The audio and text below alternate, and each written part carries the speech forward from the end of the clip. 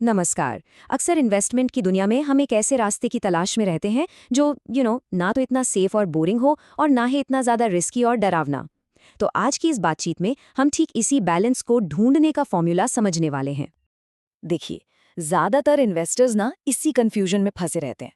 एक तरफ तो है एकदम सेफ ऑप्शंस, जहां पैसा बिल्कुल कछुए की चाल से बढ़ता है, और दूसरी तरफ है वो थ्रिलिंग मौके, जहां रातों रात पैसा डूबने का डर भी लगा रहता है। तो सवाल ये है कि इसका कोई बीच का रास्ता है? अच्छा, तो चलिए इन दोनों एक्सट्रीम्स को थोड़ा समझते हैं। देखिए, लो रिस्क का मतलब है पूरी सेफ्टी, पर ग्रोथ इतनी धीमी कि अक्सर बोरिंग लगने लगती है। और दूसरी तरफ हाई रिस्क, रोमांचक तो बहुत है, पर मार्केट के जरा से ऊपर नीचे होने पर ही घबराहट और टेंशन भी साथ लाता है। और बस यहीं पर एंट्री होती है हमारे आज के हीरो की, मीडियम रिस्क। ये वो मैजिकल बैलेंस है जो हमें लो रिस्क की बोरियत और हाई रिस्क वाले पैनिक दोनों से बचाता है। सच कहूं तो ये इन्वेस्ट करने का एक बहुत ही स्मार्ट तरीका है। तो चलिए अब थोड़ा और डीप में जाते हैं और समझते हैं कि ये मीडियम रिस्क, या जिसे हम स्मार्ट बैलेंस कह रहे हैं, ये आखिर है क्या और ये काम कैसे करता है। इसको समझने का ना एक बहुत ही सिंपल सा तरीका है। जरा सोचिए, इन्वेस्टमेंट रिस्क को एक म्यूजिक सिस्टम के वॉल्यूम नॉब की तरह इमेजिन कीजिए। अब सोचिए, लो रिस्क मतलब वॉल्यूम इतना कम कि गाने का मजा ही नहीं आ रहा, और हाई रिस्क मतलब फुल वॉल्यूम पर म्यूजिक, जो थोड़ी देर तो अच्छा लगता है पर फिर सिरदर्द बन जाता है। तो मीडियम रिस्क क्या है? वो परफेक्ट वॉल्यूम, जहां मेलोडी भी है और सिरदर्द भी नहीं। तो अगर हम इसको टेक्निकली देखें, मीडियम रिस्क एक ऐसी स्ट्रैटेजी है जो ग्रोथ मतलब पैसे को बढ़ाने की पॉसिबिलिटी और सेफ्टी यानी आपके कैपिटल को सेफ रखने के तरीकों के बीच एक सही बैलेंस बनाती है।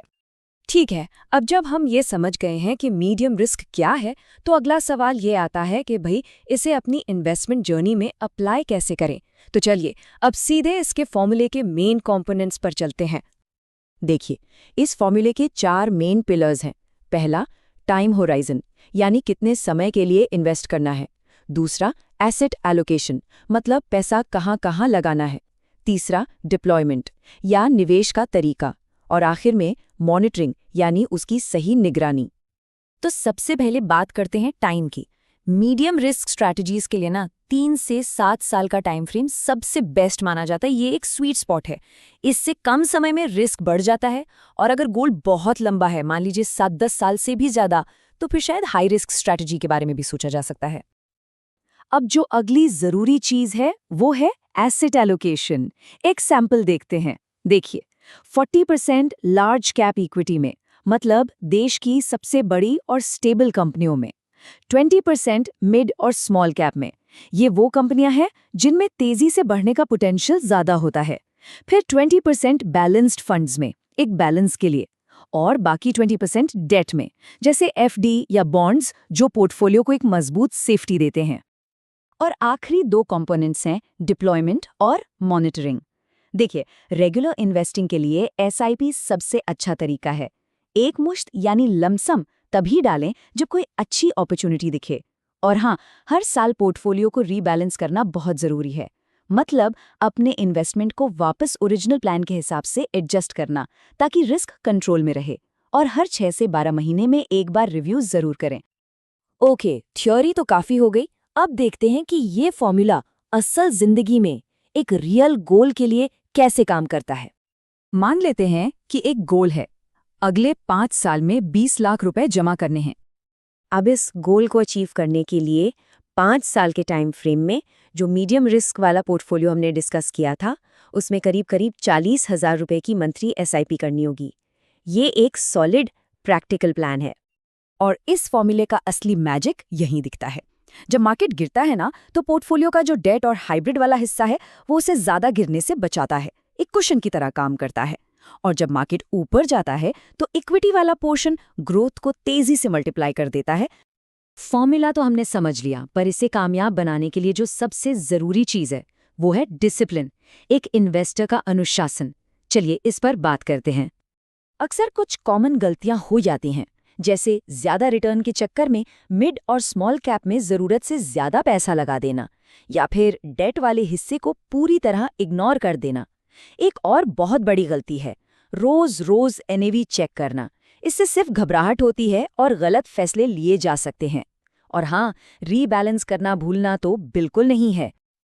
चलिए एक छोटा सा थॉट एक्सपेरिमेंट करते हैं। सोचिए क्या होगा अगर शेयर मार्केट अचानक 20% गिर जाए। ये बात यहाँ बहुत अच्छे से समझ आती है।